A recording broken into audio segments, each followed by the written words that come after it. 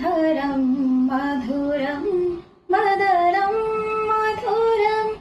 नयनं मधुरं हर्षितं मधुरं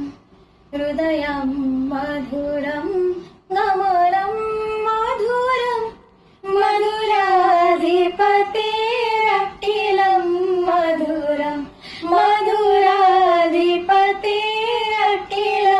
मधुरं वचनं मधुरं चरितं मधुरं वासनं मधुरं बलितं मधुरं चलितं मधुरं भ्रमितं